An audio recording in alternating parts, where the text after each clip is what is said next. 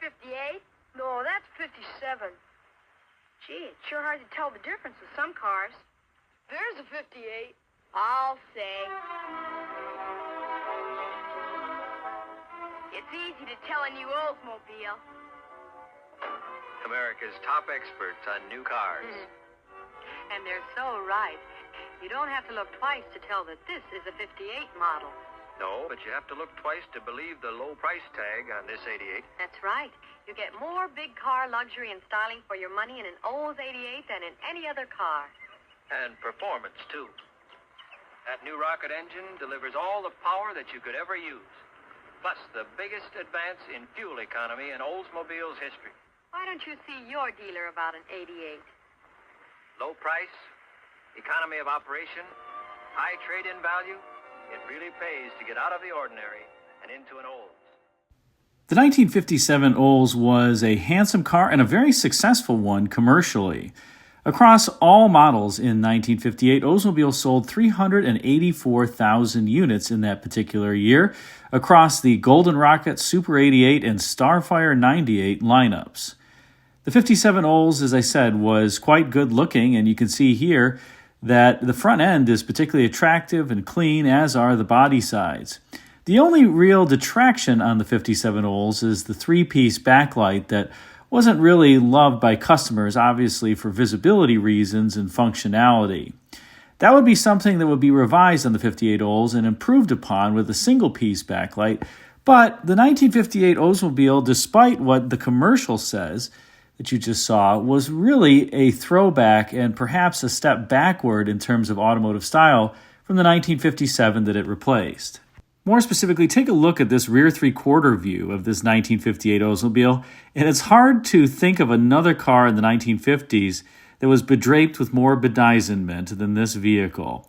There's just so much chrome all over the place, from the inverse-style spear up front to the strakes on the side, to the bumper and the reverse lights that are kind of poking through the overly heavy-looking back end, to even the deck lid that has a number of logos and doodads and the Jetfire exhaust taillights. This car is just over the top in so many ways. And you have to remember that this car was something that was introduced at the same time that Chrysler was introducing its forward-look models that actually came out a year earlier in 1957. By comparison, this Olds looks portly and heavy and overly adorned compared to the beautiful 57 Chryslers and 58 Chryslers. Doesn't matter which one you pick in their lineup, pick any of them.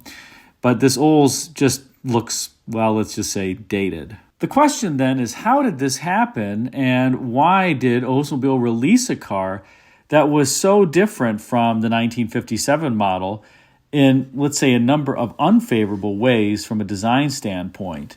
And how did it get to that particular stage? Well, the first thing to note is that this was the waning year of Harley Earl's tenure atop General Motors' design staff.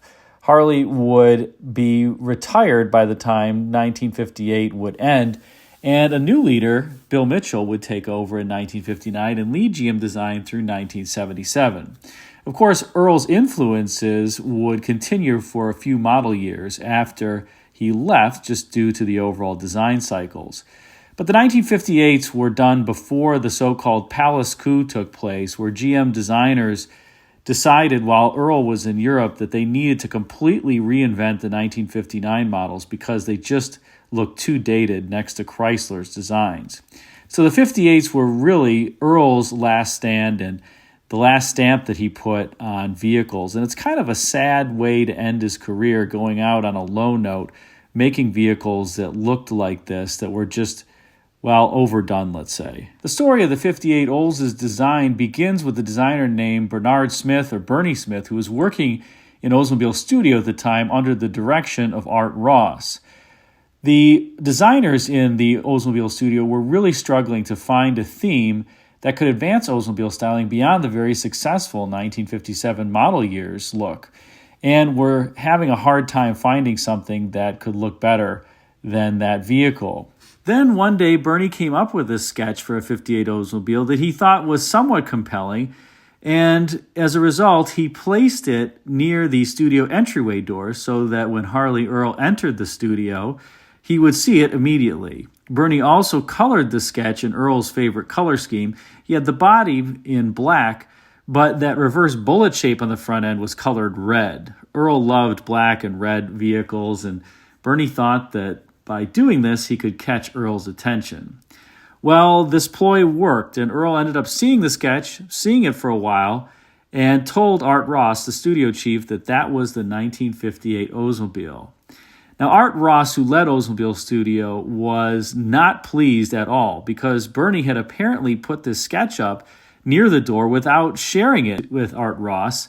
And as a result, a design was selected for the 58 Oldsmobile that the studio chief had never even seen. You can imagine that that did not endear Bernie to his supervisor. And in fact, Bernie later commented that Art Ross, after the initial design theme was selected, really didn't allow Bernie to do much of anything with the design and took it over from there with other individuals in the studio.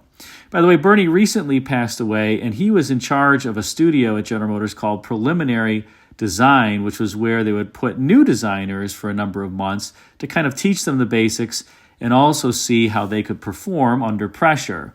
Bernie was an extremely talented person, despite the fact that he really had a leading hand in the 1958 Oldsmobile's design, which I don't know if overall designer would want to raise their hand and say, that was a car that I did.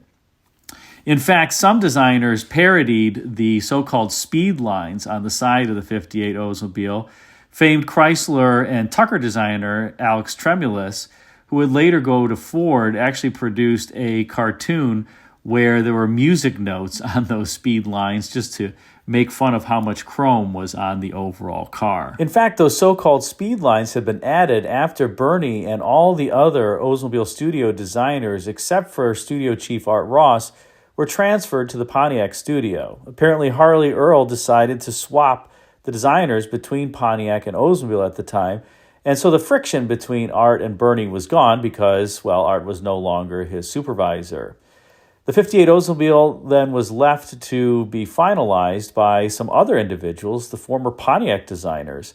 And Don Lasky, who was formerly a Pontiac designer, now Oldsmobile designer, stated that Art Ross asked him to jazz up the sides of the 58 Oldsmobile because Earl ended up feeling that they looked a bit vacant and didn't have enough adornment to them with Bernie's original theme. And Don Lasky and that team apparently came up with those so-called speed lines and gave the car, let's say, considerably more pizzazz than it had in Bernie's sketch that you saw.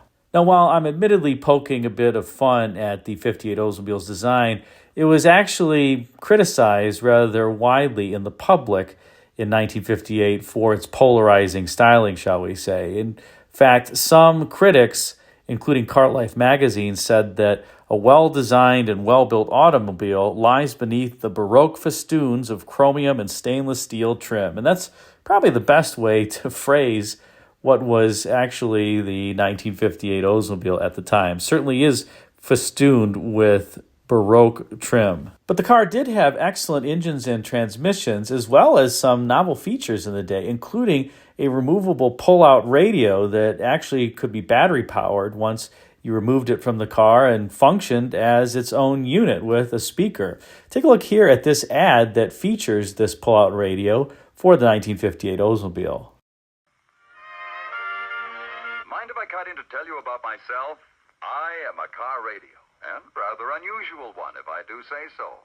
You see, I'm a transportable car radio, and I reside in a new 1958 Oldsmobile. Pretty luxurious surroundings, eh? Yes, I operate equally well in the car or out. Feels good to get out once in a while. Hey, you're not paying attention. If you want to let your eye move to a thing of beauty, just take in my house in that new Oldsmobile Super 88. Come on up and get a close look. I'll give you appropriate music.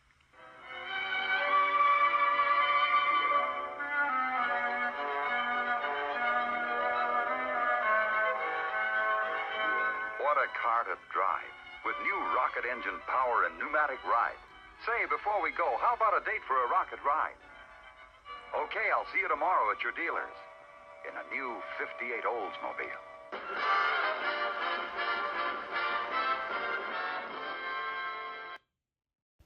Well, that was a pretty cool feature of the 58 Oldsmobile, but it wasn't its only gimmick in that year.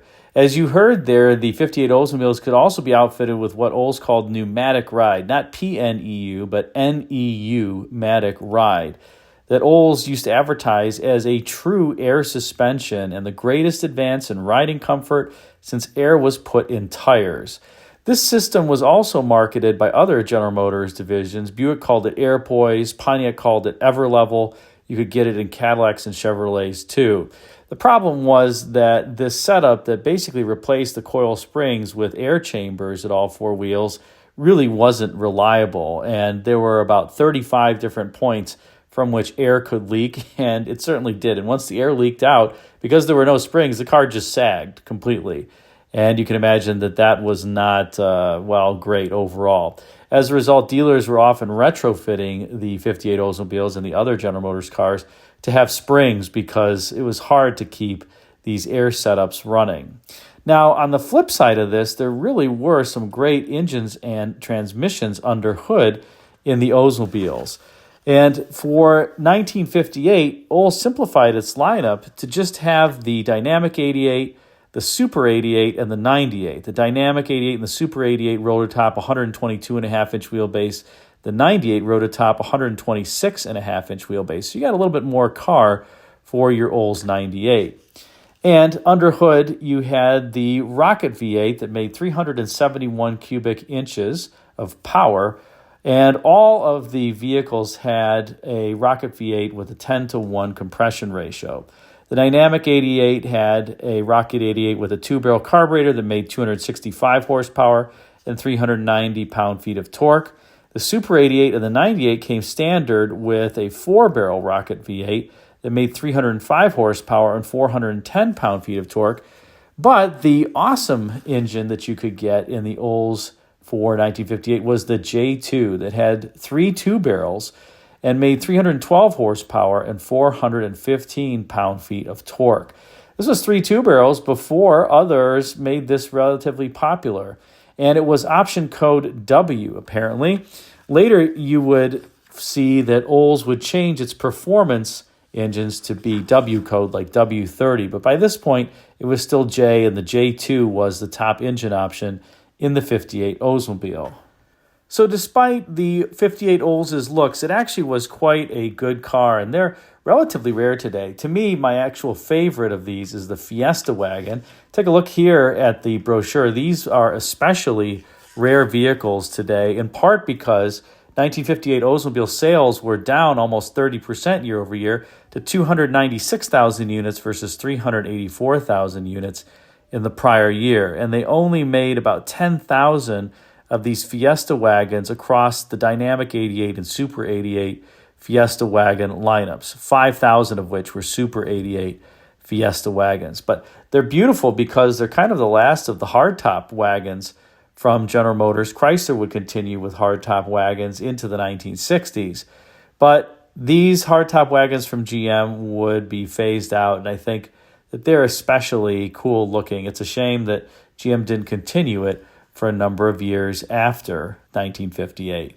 However, as 1958 would evolve into 1959, Oldsmobile styling again got supercharged, and I think the 59 and 60 and 61 Oldsmobiles are some of the best looking Oldsmobiles of all time. But for 58, this really marked the end of an era, the last of the Harley Earl designs, and the 58 Oldsmobile in particular was really a strange design, and as I said, the designer of the 58 Oldsmobile hadn't even presented his proposal to the studio chief before Harley Earl said, "That's it." Then you have the switching of the designers between Oldsmobile and Pontiac Studio, and the former Pontiac designers finishing off what was originally an Oldsmobile designer's design. Just an overall strange and interesting story on what otherwise was a pretty good car overall. Hope you enjoyed this spotlight on the 58 Oldsmobile. Thanks again for watching.